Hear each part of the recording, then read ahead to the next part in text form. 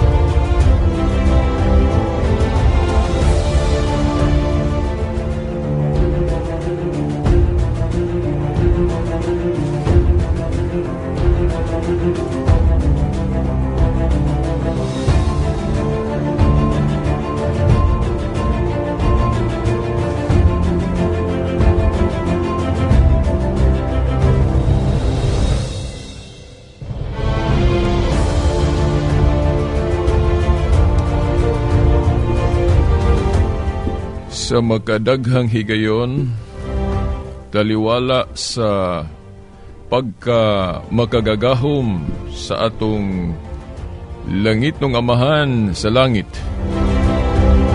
Sa makadaghang higayon, iyang gitugot nga musinati ang iyang katawhan ug mga kalisdanan, mga kasakitan, tungod ug alang sa usa ka katuyuan.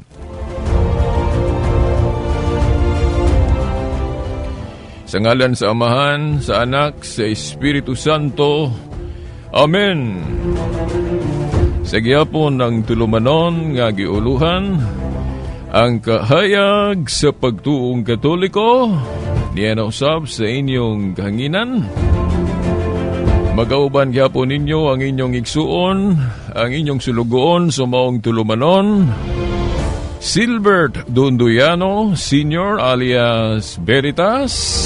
Magkauban gihapon nato ang atong mga kasamang radyoman sa technical side, si kasamang radyoman Danny Luod, ug usab si kasamang radyoman Tax Ilumba sa gawas, mao gihapon kasamang radyoman Rinaldo Cuenca, ug usab si kasamang radyoman Gion Ilumbaring. Pizza 15 sa bulan sa Marso, tuig 2020. Ikatulong Domingo sa atong Kwaresma.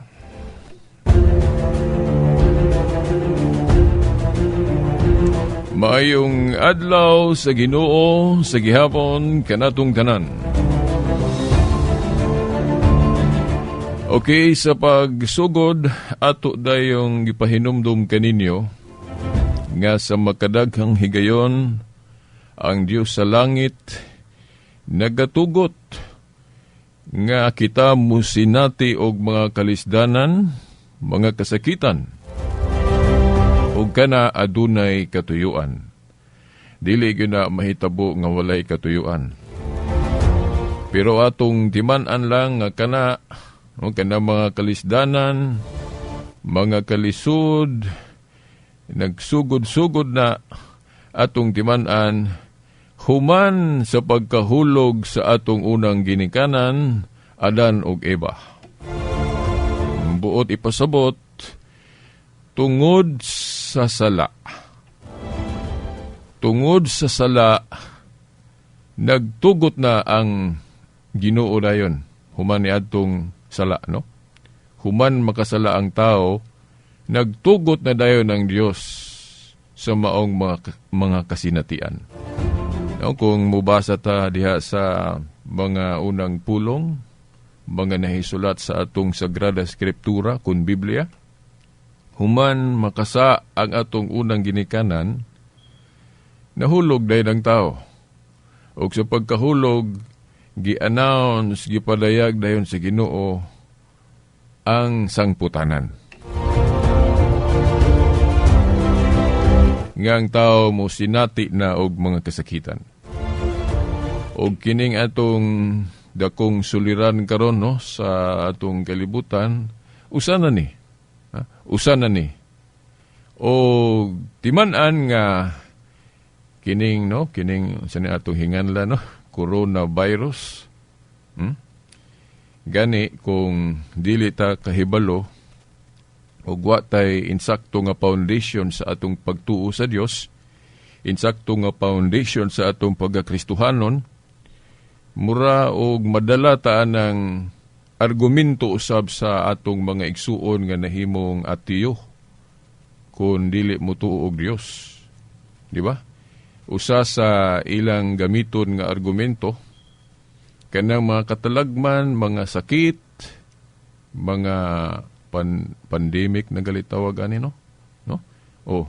Kanang mga yun anak kuno nga nahitabo sa atong kalibutan matud pa nila, maunay ebidensya kuno nga wala gyud Dios. Kay kung naa pa kuno'y Dios, niya kay makagagaho man na siya, mahimo niya ang tanan, nga naman nga iya mang gitugot nga dunay mga ingon anak nga mahitabo, di ba? Di ba maunay himuong ebidensya. Okay, kung tinuod na nga naa siya, then gamhanan siya, nga naman dili man niya mapugna ng coronavirus. Di ba? Mukatawa lang ta, no? Ambot mo naman kung ni-expression na to, no? Isip tao. Kung nasayop, manggali ko aning mukatawa ko, pasaylo ako.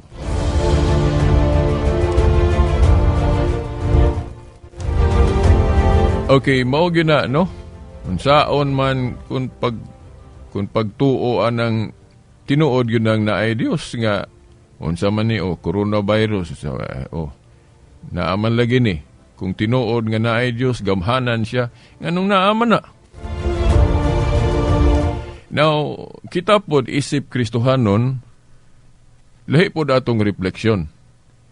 Kanang ingon ana, gihimo ng ebidensya sa mga taong dili mo tuog Dios. Pero alang po natong mga nagtuo og Dios, nga nagtuo nga ang Dios mipadayag, ni-reveal o iyang gipadayag po ang iyang will, ang iyang kabubuton, ang iyang gustong masayran. Nato, no? Liman ka ang Diyos. Muingong ka nga dili kahibalo mo padayag sa iyang will, iyang kagalingon. Gamhanan siya, o niya di siya kahibalo mo padayag. Mo padayag sa iyang kabubuton.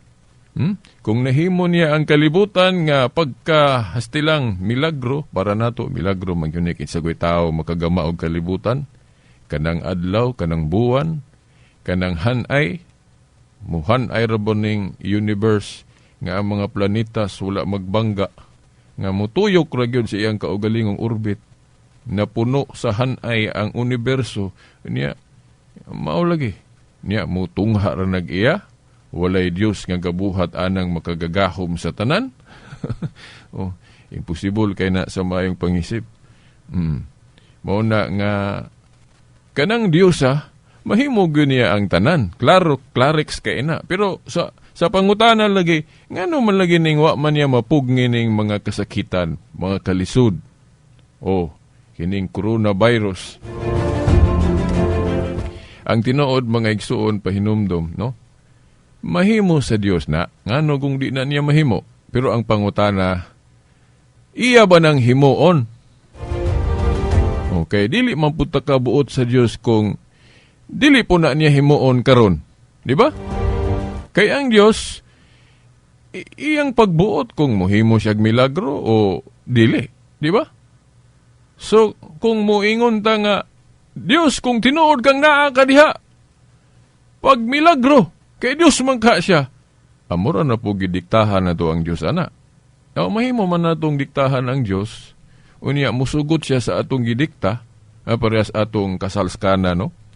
Nga dili pa panahon unta pag milagro ni Kristo, no, ang bugtong anak sa Dios, di pa panahon ang sa iyang pagmilagro, pero tungod sa hangyo sa inahan niya nga very influential kaayo niya o sa Dios, now wa kabalibad ang Ginoo. Di ba? Wa kabalibad ang Ginoong Hesukristo nga i-grant ang gipangayo sa iyang inahan. Nagmilagro gid siya adtong higayuna, di ba? O bitaw nga sa atong pagtuong Katoliko, adunay gay mahimo si Mama Mary, di ba? Kay kung wala pa, ngano man laging gitumanan siya sa iyang gusto ni atong higayuna nga mohimo nagmilagro ang iyang anak nga dili pa unta panahon. Di ba? Muna maghinuktok unta ng mga hangtod karon. Siging saway anang pagtuong Katoliko nga si Mama Mary makatabang. No? Makatabang dili isip mangluluwas. Kaya usara may mangluluwas nga nagpakamatay sa krus si Kristo naman. Pero diya sa intercession, mas dako og kahimuan ang inahan niya. Labi na nga wa i-record sa kasaysayan nga nagmalapason kining inahana, kining babayhana. Di ba? Yan narba sa Santiago 5:16 ang pag-ampo sa taong matarong dako kay nagkahimuan. Di ba? Epektibo na kung daghang nahimong matarong ron, daghang nahimong buutan, unya ang inahana sa Ginoo mo'y isipo na itong buluyagon. Di ba? Nga gani, kung atong tunan pag-ayo, usak ka ihemplo, huwaran, example nga pagkainahan, di ba? Di ba? Influential, di ba? Maulagi na, no? Ang Ginoo, pwede man natong diktahan kung buot sa Dios nga i-grant atong dikta niya, no? Kay kana kung mag-ampo ta niya, mangayo ta sa atong panginahanglan kung muhatag siya. Sama ramang gidiktahan nato ang Dios, di ba? Pero ang pangutana, sa tanan bang higayon, madiktahan na do ang Diyos? Dili, kung dili siya, di gyud siya. Di ba? Oo. Unang, wala ta, dili po ta ka-complain, kinsa gud tang mo complain, no? Nga ang tanan iya man. Di ba? Oo. Okay, para nato mga Kristohanon, kung sa mga atiyo, gihimo nilang ebidensya nga walay Diyos, niya nang pagtugot sa Diyos nga ang iyang katawhan mo sinati og mga katalagman sama aning kuanron kining coronavirus, kung gihimo nila ng ebidensya para nako no atong lawom nga reflection mao hinuon na ebidensya nga naagi Dios. Buti pasabot kay iya tang gi-remind nga naa siya nga kaniya lamang ta maluwas. Kaniya lamang ta makabaton og kanabang kaluwasan o sa bisan unsang katalagman. Pero maulagi dili lang po ta magbuot kung kanus ihatag niya ng milagro, no? Kaysa ako na laging giingon, kung tanan hapsay, walay mga katalagman, walay mga kasakitan, unsaon pud pagkatuman sa iyang plano nga ang iyang katawhan nga nagmakasasala pasination niyag mga kalisod, mga katalagman, unsaon pud pagsinati, unsaon pud paghitabuan ng plano sa Dios, no? Kung iyang pugnan tanan ang dapat mahitabo isip sang putanan sa gibuhat nga kasalanan sa katawhan, di ba? Di ba inhustisya po na sa iyang plano, di ba? Mura ra po siya o gahimog plano o niya niya tumana. Di ba? Nag-ingon na gud siya daan sa atong ginikanan kung inyong supakon, no? Kung mukaon mo ni anang dili nako ipakaon ninyo. Di ba? Sa daang kasabutan pa ni Hawa nilabot sa okay sa bagong tugon, wa na may gidili ang Dios pagkaon. Di ba? Sa universal na law. Pero katong sa Council of Jerusalem po dinoon, napay padayon nila nga gidili. Kanang dili pagkaon og dugo. Pero sa atong exegesis sana, temporal restriction na in respect sa Old Covenant, sa Jewish custom. Kay gitahod mo po sa sinugdan yun ang mga Jewish custom. Labi na sa dihang wala pag yun mahingpit o gamay ra o kasayuran ang mga Hudeo ba unsa ang Christianity. O mao na nga doon na pa'y pagrespeto sa mga Jewish custom. Pero ang Christian gospel yun, diri man ta mudagan sa panudlo ni Kristo sa gospel. No, sa gospel wa naman magtudlo si Kristo nga doon na pa'y idili sa pagkaon. Sa Marcos 7. Mao na niadtong Council of Florence gi-Christianize tanan ang mga practices, mao nang pwede na ta magkaon og dugo. Gani si Kristo iyang ipakaon iyang dugo, di ba? Sa sakramentuhanon nga paagi. Katong niingon siya, ang akong lawas matuod nga kadanon, ang akong dugo matuod nga ilimnon. Di ba? Ang uban maingon ra ba di na literal. Kanang teaching nga dili na literal, pagtulon-an ra gyud nas tao. Di gyud ang kabasaan na sulod sa Biblia nga dili na literal. Of course, na ay mga teksto sa Biblia nga bisan wala giingon nga dili na literal, pero masabot nga dili literal. Pero kanang pagpakaon ni Kristo sa iyang lawas ug dugo, dili gyud na mahitabong dili literal. Di ba? Kay ang ebidensya na kadtong nangalibog o kasabot ang mga apostoles o katong mga tao ni adto. Ngano man ta sao man pagpakaon aning tawhana siyang lawas ug iyang dugo, sao man niya paghimuana, pagkalisod tuhuan na. Niya mo nay pagsabot nga ilang giliteral og sabot ang sugos Ginoo. Nya wa gyud mo ingon ang Ginoo nga nasayop mo og sabot dili na literal. Diba? Wala gyud sila correctionist Ginoo sa ilang pagsabot nga literal. Di ba? Ipasagdan sila. Ang ila lang nga motuo ba sila og dili, di ba? Di ba? Mao na nga ang Katoliko mao'y the best jud kaayo nga interpretation ba nga literal gyud to. Ang pangutana lang, dawaton ba nila kanang literal nga pasabot sa Ginoo nga tinuod gyud tong lawas niya, tinuod gyud iyang dugo, bisag ang tanaw ni mo ra gihapon, bino ra gihapon, paan ra gihapon, di ba? Tungod sa gahom sa Ginoo mahimo na. Di ba? Nagitawag na sa Katoliko og transubstantiation. Kaya naman ko'y uban mo ingon nga, kayang Katoliko sayop gyud na sila kay nganong giliteral na nilag sabot. Ya mo ingon sila nga kuan kanang wa man mo ingon ang Ginoo nga dili na literal. Pero moingon sila nga masabot nga dili gyud na literal kay para saan ang pag-ingon ni Kristo nga ako mao ang dalan. Ako mao ang pirtahan. Nya literal day na. Moingon sila na naon kana klaro na siyang figure pinasumbingay. Pero kanang pagpakaon ni Kristo iyang sa iyang lawas ug dugo dili gyud na siya kuan kanang pasumbingay.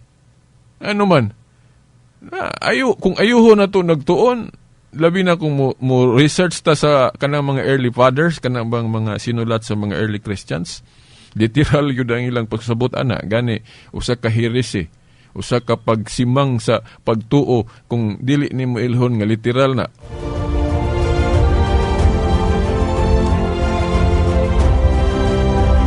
O mauna mga tinahod nga tigpaminaw. So, pila na lang ka minutos, 6 minutos na lang nahibilin.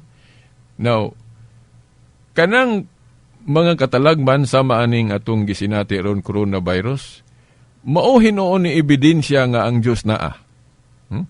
No, sa atong reflection ba, nga naman, kay ka na, pagpahinumdum na niya. Pagpahinumdum na niya nga, walay tao nga gahom. nga makasulbad sa tibuok problema sa kalibutan gawas sa Dios, pero ang pangutana ihatag ba na niya karon kana nga solusyon o buot niya nga mo sinati puta mo experience gyud tag mga ingon ani nga abot pasabot nga wa gyud tay laing dang panan gawas sa Dios, di ba? Mo ni ebidensya kining nahitabo na to ron nga grabe kaayo nga katalagman, grabe man gyud ni. Di ba? Ang uban, ilang himong ebidensya nga walay Diyos. Pero nato mga Kristohanon nga nakasabot, mao hinuon ni ebidensya nga naay Diyos. Nga naman, pruiba ni nga ang tao agay mahimo sa iyang kaugalingon kung wala ang Diyos. Di ba? Kaya kung muingon gutagod nga, di na tinuod inyong Diyos kaya wala man man niya mapugngin ng coronavirus. Murag maparehas maguna atong katong galing yawa gani iyang gidiktahan ang Ginoo katong naman na sa gospel.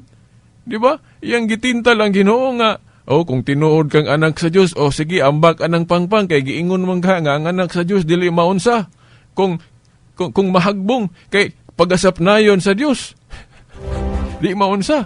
Ipo siya giingon sa Ginoo. Agoy, Satanas. Ayaw tintala ang Ginoo nga imong Dios. Kaniya lamang kamo simba. Di ba? But pasabot, dili pwede natong diktahan ng Dios kung ang Dios dili. Di ba? Di ba?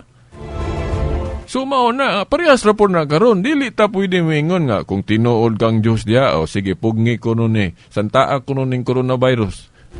Ang tinuod, pwede man na, gyud ba? Anong dili ko na mahimo sa Dios? Pero ang pangutana, himuon ba na niya? Iyan ang gitugot. Sama, nganong doon na may pagtugot ang Dios? Nakahinomdum mo sa katong conversation nga paghulagway ana sa atong Biblia? Sa Old Testament man nagihulagway katong nagdialog ang Ginoo ug ang yawa. Di ba? Di ba? Unsa may giingon sa Ginoo ngadto sa yawa, mahimo nimo ang imong gusto nga makapanintal ka, makalimbong ka sa mga tao. Tugtan ka na ko ana. Pero usa ka butang lang nga dili nimo mahimo, nga di ko mosugot. Nga kanang imong santaon upog nga ng tao sa pagsunod nako. But pasabot, kita bang mga tao, ang yawa, dili gyud kapugong kung ang Diyos mo'y atong pilion. But pasabot, kung muhimo tag matarong, na dili kita, tungod sa grasya sa Diyos, muhimo tag matarong, ang yawa, di kapugong ana. Diba? Kung pilion na to ang Diyos, ang yawa, di kapugong. Ang mahimo lang sa yawa, kanang pagpanintal, paghasik og mga, kanang mga, mga kadautan. Pero dili siya kapugong nato kung ang Diyos mo'y atong pilion. Pero dili man na maghangtod, doon na may panahon gitagal anang pagtugot sa Diyos sa mga katalagman, no? Pero dili lang gyud ta magbuot ba? Di lang gyud ta magbuot ba, no? Dapat unconditional ang atong pagtuo niya, no? Nagalitoy santos nga nag-ingon nga bisan pag walay ihatag ang Diyos nako, bisan pag walay langit, no? Bisan pag walay ganti, no? Tungod kay nagtuo ko niya na higugma ko niya, ako yung tumanon ang iyang gustong ipabuhat nako nga mao nang pagbuhat ug unsay insakto, unsay maayo, pag sunod anang doktrina sa morality. No, mao na, no? Ako, no, mo ingon ninyo mga listener, kung ingon ana nagali ang atong pagtuo sa Dios, lawom na gyud kayo ang atong pagtuo. Kana bang kay ang uban mo ingon motuo lang ko nimo Ginoo kay naa may langit. Kana bang naay reward? No? Now, ang insakto gyud nga pagtuo gyud, dili nato butangan og kondisyon. Ingon ani, bisan pag walay langit, bisan pag walay ganti, mutuo gyud ko nimo Ginoo. Mao nay pagtuo gyud nga very lawom. Di ba? Mga tinahod nga tigpaminaw, wa na ko'y panahon ba nga mo expound og ayo ana, no? No, balikon ko sa pag-ingon nga kining panghitabo nato ron, kuan ni siya, kining mao ni pagpaila sa Ginoo nga naa gyud siya. Putpusabot kaniya lamang ta musandig. Di ba? Unya naman na gitudlo sa iyang simbahan. Pero pangutana pod kini ra bang iyang simbahan ro na puno sa kalibog. Kay gibiyaan, gisaway, giatake, di ba? Mao na nga atong tun-an. Mupokus tas pag-ayo sa atong pagtuo kay one way nga mabalik gyud ta sa Ginoo kung mutinuod gyud ta sa atong pagtuo niya. But pasabot kining atong religion ato ning tarungon dili ni kay murag wala baliwala lang nato, no? Di ba?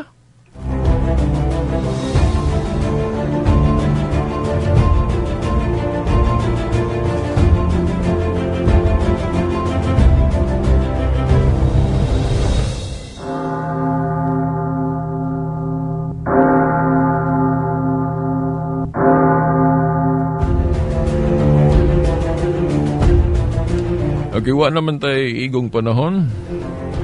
Ayaw kalimot lang, no? Unyang alauna, dirig hapon sa estasyon. Makaapilta sa sangka, no? Sa katarungan, dialogue sa pagtuo.